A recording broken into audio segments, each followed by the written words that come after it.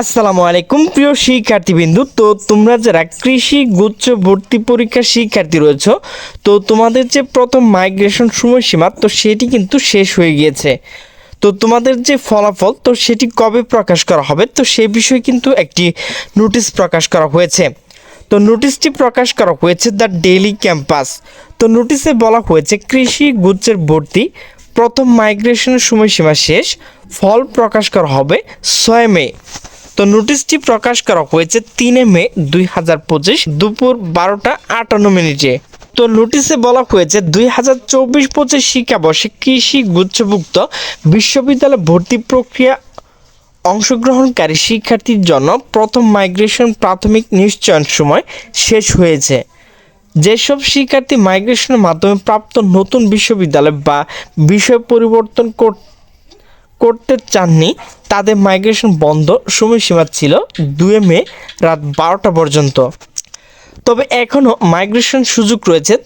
যারা ইচ্ছুক তারা দ্বিতীয় ও তৃতীয় অটো মাইগ্রেশন মাধ্যমে বিশ্ববিদ্যালয় বা বিষয় পরিবর্তন সুযোগ পাবেন।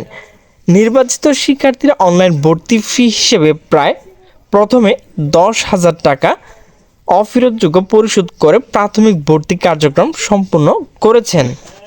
আগামী 6 মে প্রথম মাইগ্রেশন সম্পূর্ণ করা হওয়ার পর শূন্য আসন থাকলে অপেক্ষমান তালিকাভুক্ত প্রার্থী মেধা অনুযায়ী প্রাপ্ত বিষয় ও বিশ্ববিদ্যালয়ের নাম সহ ফলাফল প্রকাশ করা হবে।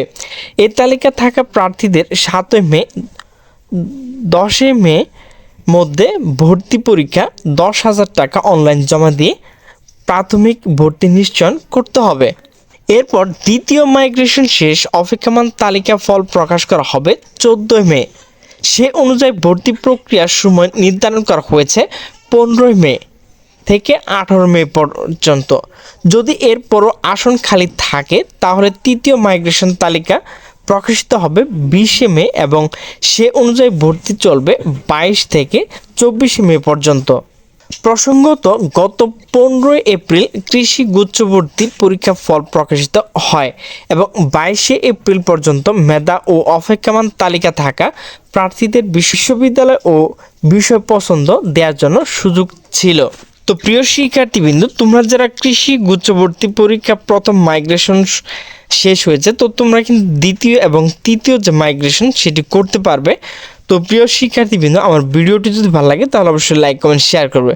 তো সকলে সুস্থ থাকবে, ভালো থাকবে। আল্লাহ হাফেজ।